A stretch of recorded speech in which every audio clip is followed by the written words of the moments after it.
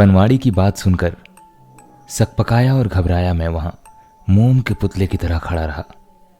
Cigarette का धुआं मेरे फेफड़ों तक पहुंच चुका था और भूत का डर मेरे दिमाग तक। अरे क्या हुआ भैया, आप ठीक तो है ना? क्या हुआ? पनवाड़ी मुझसे एक ही सवाल बार बार पूछने लगा। मैंने जवाब देने के लिए मुंह खोला, पर मेरे मुंह से सिर्फ हवा निकली, शब्द नहीं। अरे इधर इतनी धूप में क्या कर रहे हो? चलो फ्लैट में। सामने से आते हुए सतीश सर ने मुझसे कहा। मेरे कंधे पर हाथ रखा और वो मुझे अपने साथ लेकर चले गए। चलते चलते मैंने पीछे पनवाड़ी की तरफ देखा और उसकी आंखों में एक खौफ, एक बेचैनी पाई। हैरान परेशान वह अपने माथे से पसीना हटाने के अलावा कुछ और नहीं कर सका। आप चलिए सर, मैं आता हूँ, मैंने बहाना बनाते हुए कहा। अशांति और तनाव ने मेरे मन मस्तिष्क को घेर लिया था। मैं भी किसी कीमत पर उस फ्लैट के अंदर नहीं जाना चाहता था। अरे मस्त मिसल पाव लाया हूँ यार, चलो ना साथ में खाएंगे, मेरी बाजू पकड़ते हुए सतीश सर ने कहा। नहीं सर, मुझे काम है। क्या काम है यार? यहाँ आए हुए इक्का दुक्का दिन नहीं हुए और तुम्हें काम सूझ रहे हैं। चुपचाप चलो वरना एंट्री बंद करवा दूंगा फ्लैट में तुम्हारी। मैं पीछे मुड़ा और सर पर दौड़ने लगा। मुझे नहीं पता था कि कहाँ जा रहा हूँ और क्यों जा रहा हूँ, पर मैं भागता रहा और तब तक नहीं रुका जब तक मेरा गला प्यास से सूख नहीं गया। क्या बात है बाबू, कौन भूत देख लिए हो का? पास में खड़े कुल्फी वाले ने मुझे देख टिप्पणी की। लो कुल्फी खाओ। वृद्ध बाबूजी ने एक केसर कुल्फी मेरी तरफ बढ़ाते हुए कहा। कुल्फी को हम एक चंचल बालक की तरह जल्दी जल्दी चूस रहे थे और बाबूजी हमें देख मुस्कुरा रहे थे। जैसे ही हमने पैसे देने के लिए जेब में हाथ डाला, हमारा बटुआ गायब था।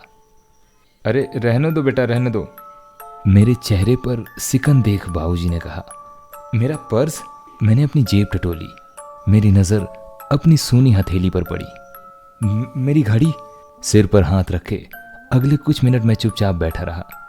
पिछले 3 दिन में इतना कुछ घटित हो गया था कि मेरा मनमौजी मन पचा नहीं पा रहा था। 5 मिनट पश्चात मैं खड़ा हो गया। क्या बात है मुन्ना, तनिक परेशान लग रहे हो? बाबूजी ने प्रेम पूर्वक पूछा। अंकल, मेरा बटुआ नहीं मिल रहा है। अरे घबराओ मत बेटा, घर पर रह गया होगा। वैसे कहाँ रहते हो तुम? Uncle, Raheja township block. मेरी बात अभी पूरी नहीं हुई थी कि अगले ही पल बाबूजी एकदम से अपनी साइकिल के पैडल चला वहां से गायब हो गए। उनके पैरों में एक अलग सी फुर्ती आ गई थी। मैं समझ नहीं पा रहा था कि ये क्या हो रहा है। शाम हो चली थी और अब मुझे भूख सताने लगी थी। बिना पैसे मुझे कोई खाना खिलाता नहीं और बटुआ लेने मैं उस फ्लैट में जाना नहीं चाहता था। मुझे तो ठीक से याद भी नहीं था कि बटुआ दफ्तर में है या फ्लैट में, या भागते समय कहीं गिर गया। हाँ, इतना मुझे याद था कि घड़ी फ्लैट में है, क्योंकि जल्दबाजी में सुबह मैं वो पहनना भूल गया था। एक तरफ भूख और दूसरी तरफ भूत, दोनों मेरे बर्दाश्त के बाहर था। कुछ किलोमीटर पैदल चलने के बाद मैंने सड़क किनारे एक पेड़ के नीचे कुछ घड़े और 2 ग्लास रखे पाए। पेड़ के नीचे लटकती शाखा पर कुछ लिखा था, प्रेरणा प्याऊ। उस समय मैंने इतना पानी पिया कि एक ऊंट भी शर्मा जाए। अब जाहिर है पानी अंदर गया तो बाहर भी आना चाहेगा। 1 घंटे बाद मैं मूत्र विसर्जन हेतु सुलभ ढूंढने लगा। भाई साहब, यहाँ कोई पब्लिक टॉयलेट है क्या?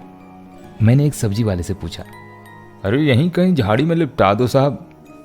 वैसे तो मैं राह चलते लोगों की बातों में आता नहीं, लेकिन इस बार फायदा मेरा था। उसी सब्जी वाले से मैंने और पानी मांग किसी तरह मैंने अपनी भूख को शांत की। पर अब नई समस्या थी कि रात कहाँ बिताएं। थोड़ी और दूर पैदल चलने पर हमें सरकारी शेल्टर बसेरा दिखा। तब जाकर हमारी जान में जान आई। पर उसके बोर्ड पर लिखे शब्द पढ़कर मेरे कंधे फिर से झुक गए। बोर्ड पर लिखा था 1 रात का 10 रुपया, 2 रात का 15 रुपया, और एक नोट भी लिखा था कि पैसे ना दिए जाने पर पुलिस के हवाले कर दिया जाएगा। मरता क्या न करता, बसेरा के अंदर गया। भैया दर्री 1 मिलेगी, अपने नीचे बिछाओ या ऊपर, तुम देख लो, और फटने पर 50 रुपये लगेंगे और एडवांस में कुछ पैसे देना होगा। रजिस्टर पर एंट्री करते हुए एक तोंद वाले महाशय ने जानकारी दी। अरे साहब, आप इधर कहाँ आ गए? मेरी औपचारिक वेशभूषा देखकर वह चकित हो गया और बस घूमता घूमता, मुझे मंजूर है, लेकिन पैसे मैं बाद में दूंगा। कोई दिक्कत नहीं साहब, उसने हल्की रंगीन चादर निकालते हुए कहा। जहाँ मर्जी सो जाओ साहब, इसे अपना ही घर समझो। शेल्टर में गोबर और सीवेज की एक असहनीय बदबू आ रही थी। बड़ा साहब बनने जा रहा है मेरा बेटा, बैंक मैनेजर। दिल्ली से मुंबई रवाना होते समय मेरी माँ के शब्द मुझे याद आ रहे थे।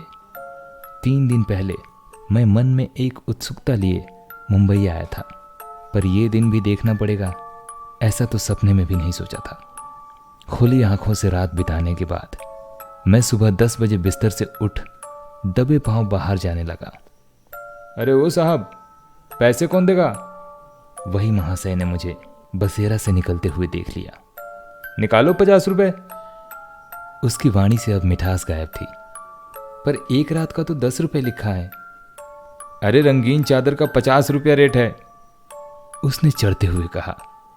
भैया मैं तकलीफ में हूं और मेरा बटुआ गायब हो गया है। मैंने उसे समझाने का प्रयास किया।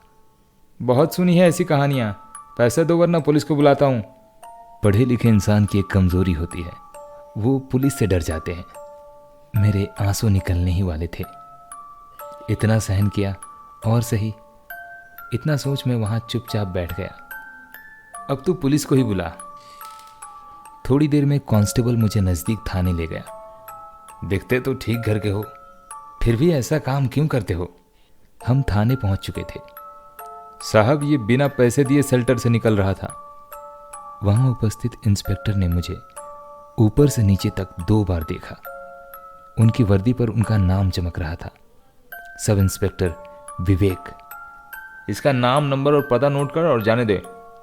अपना नाम और नंबर बताने के बाद मैं चुप हो गया।